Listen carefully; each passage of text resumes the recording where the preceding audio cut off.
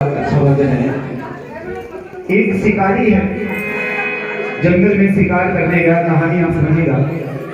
पूरा दिन शिकार न मिला तो उसने सोचा अगर मैं खाली हाथ अपने घर चलूंगा तो मेरी पत्नी मुझे डांटेगी कि तुम खाली हाथ चले आए हो, आज भूखा सोना पड़ेगा।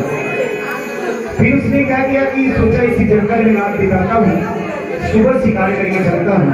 शिकारी के बारे में विशेष बात की वो नास्तिक व्यक्ति था, भगवान को न मानने वाला। एक टूटे से मंदिर में रुक गया। भगवान भोलेनाथ का शिवलिंग उसके सर से टकराया। उस शिवलिंग को फेंकना चाहा तो भगवान की कृपा से उसके मन में नास्तिकता की जगह आस्तिकता का संचरण हुआ। वो न मानने वाले से मानने वाला बन गया।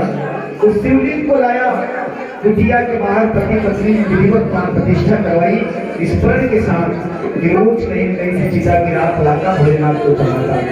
एक दिन ऐसी बारिश हुई अचानक से कि पूरे जंगल पूरे संस्थान से चिता की रात बह गई। वो उदास निराश कुटिया के सामने बैठा है। उसकी पत्नी ने पूछा क्या हुआ स्वामी। जब उसने पूरी कहानी बताई तब उस भारतीय नारी ने कहा कि आप चिंता न करें, मैं कहीं न कहीं से चिता की रात लाऊंगी और आपकी पूजा संपूर्ण करवाऊंगी। यही भाव इस भजन में रहा है।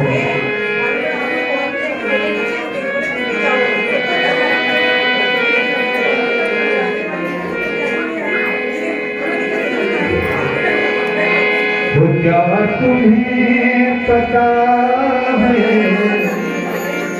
साजन हम साथ निभाने वाले हैं, तुम जी न जलाना है साजन हम खुद को जलाने वाले हैं।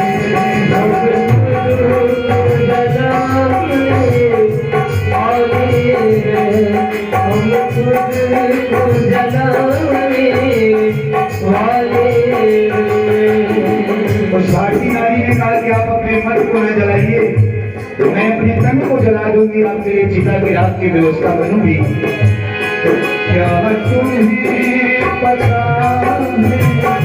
है हम साथ निभाने वाले हैं, तुम जी न जलाना है साजन हम खुद को जलाने वाले हैं, तुम खुद को जलाने वाले हैं, तुम खुद को जलाने वाले हैं।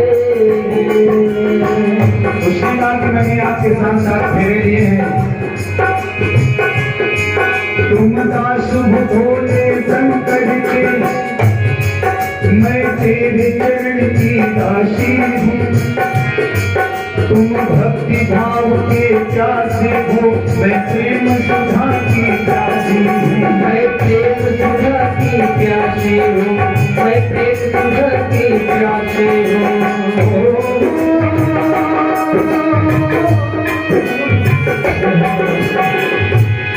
पति का धर्म होता है, हम उसको निभाने वाले हैं, तुम जी न जलाना है साजन हम खुद को जलाने वाले हैं, तुम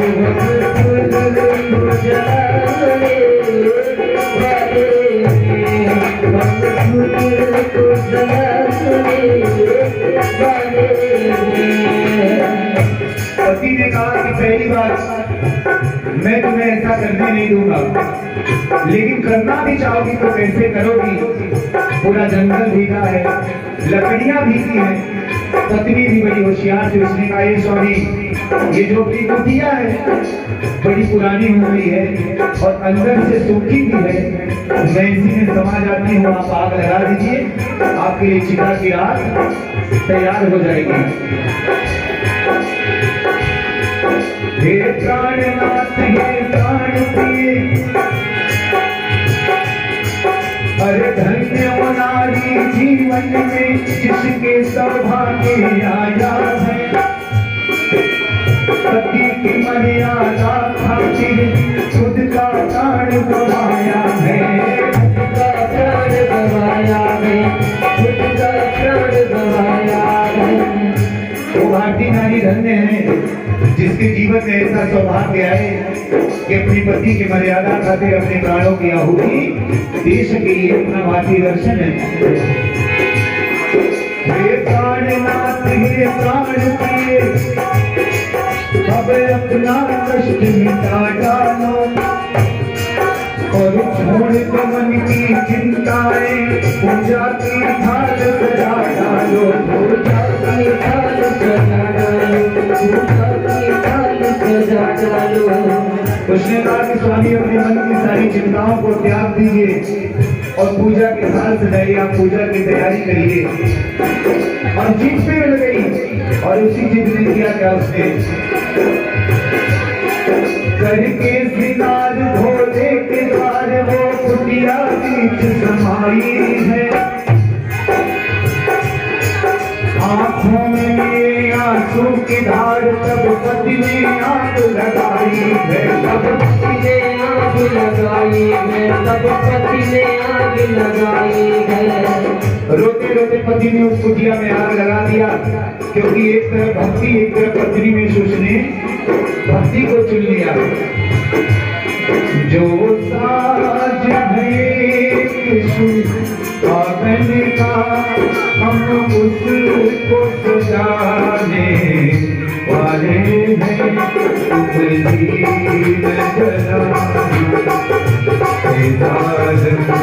हम खुद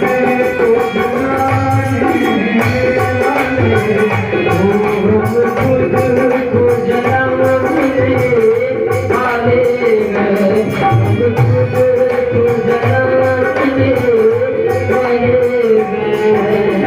आखिरी बार इस पावन शिवरात्रि में भगवान महादेव के चरणों में समर्पित है।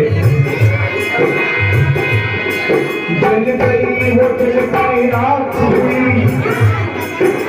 एक परम सुहागन भारतीय नारी जल गई, जल गई वो जल की राख हुई, भोले को उसने चढ़ाया है, पूजा में इतना मगन हुआ कुछ उसकी समझ में आया है, कुछ उसके समझ में आया है, कुछ उसके समझ में आया है। इतना मगन है वो पूजा में भोलेनाथ की भक्ति में कि उसकी समझ में कुछ नहीं आ रहा है।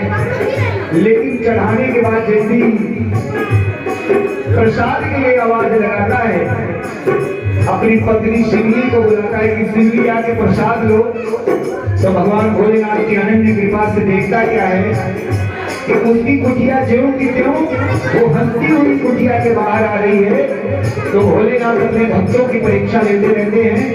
एक बार प्रेम से बोले भगवान भोलेनाथ की जय।